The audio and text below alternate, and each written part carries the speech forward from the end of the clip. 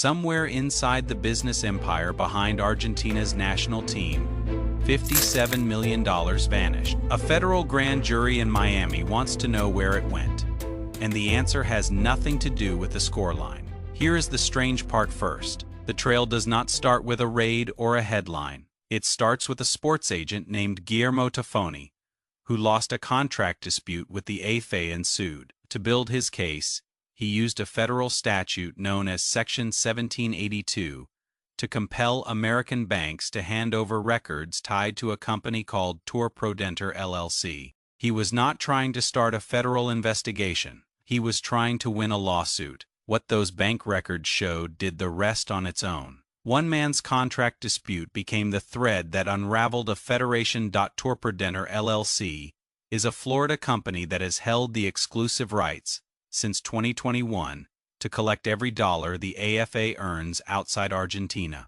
In exchange for a 30% cut off the top, more than $300 million moved through it, including at least $260 million through 5 major American banks, among them Citibank, J.P. Morgan Chase, and Bank of America. On paper, it looked like an ordinary commercial contract. Investigators now believe it became something much bigger. Most of that money did what you would expect. It paid for flights, hotels, the ordinary cost of running a national team. Investigators say a portion of it did not. Roughly $57 million moved out to accounts with no clear business purpose attached to them at all. Remember that number because what happens to it next is the part that turned a contract dispute into a federal grand jury investigation. Here is where it gets stranger. Investigative journalists at the Argentine newspaper La Nación reference the names on those recipient companies against Argentina's own public welfare roles.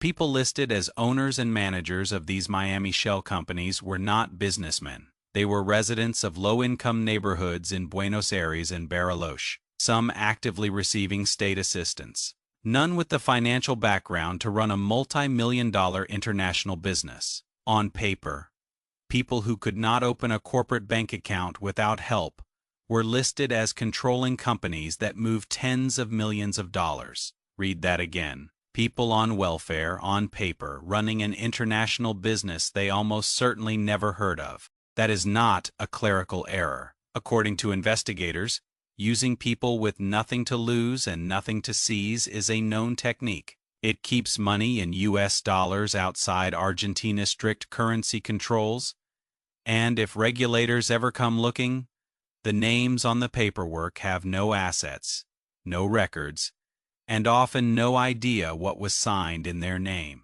The organizers stay one legal layer removed the entire time. You cannot subpoena an asset that was never really theirs. One thread inside that $57 million is now attracting particular attention. Investigators allege that $6.2 million moved out of a Bank of America account in 25 separate wire transfers across 2025, routed through the UK and Mauritius, and used to help purchase an Italian football club, Perugia. If that allegation holds up, it means money collected in the name of Argentina's national team allegedly ended up as somebody's private equity stake in a club playing in Italy's third division. Before this turns into a runaway story, here is the part almost nobody separates out clearly: what is actually confirmed and what is not. None of this has resulted in an indictment. Nobody named in this investigation has been criminally charged in the United States. A federal grand jury has issued subpoenas, which is a request for records and testimony, not an accusation of guilt. AFA President Claudio Tapia has publicly rejected every allegation, calling the entire inquiry, in his own words, lies and political operations. His attorneys have also specifically and categorically denied a viral claim that FBI agents seized his phone at JFK Airport, and there is no verified reporting confirming the claim actually happened. That detail matters. Not everything that trends is true, even inside a story this large. What is confirmed is more mundane and somehow more serious for exactly that reason. On July 8th, federal prosecutors from the Justice Department's Bank Integrity Unit deposed Tafoni for 3 hours in Miami. Days later, federal agents began contacting AFA's own corporate sponsors directly, companies like Adidas and Warner Brothers Discovery, who wired money into these same accounts. And on July 22nd, a federal court in southern Florida issued grand jury subpoenas demanding records tied to Tapia, his treasurer Pablo Tovagino, and Tour Prod Enters operator Javier Ferroni, returnable by the end of the month. This is not a leak anymore. It is a documented, active federal proceeding. Ferroni himself is not a football executive at all. He is an Argentine theater producer and former provincial politician who, according to investigators, controlled Tour Prod Enter through his wife's name on the paperwork, while personally authorizing the wires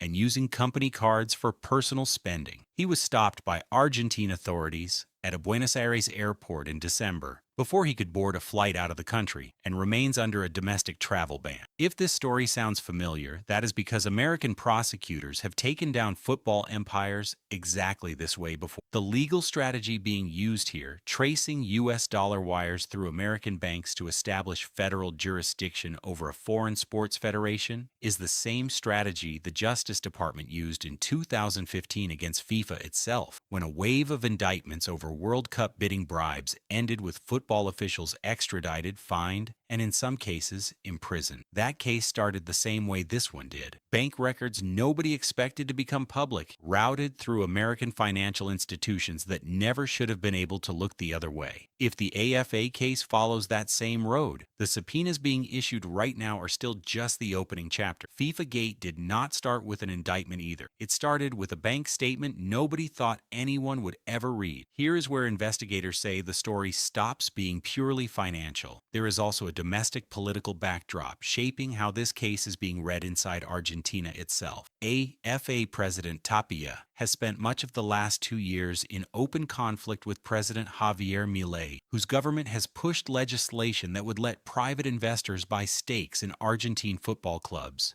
a model Tapia has publicly opposed in favor of the traditional member-owned system. Some of the tax evasion complaints now feeding into this case originated from agencies inside Milei's own government. None of that changes what the bank records themselves show. It does mean this investigation is landing inside a country where football and politics were already tangled together before a single subpoena was issued. Here is the part worth separating out clearly, because these stories tend to blur together online. This financial investigation carries no sporting penalty.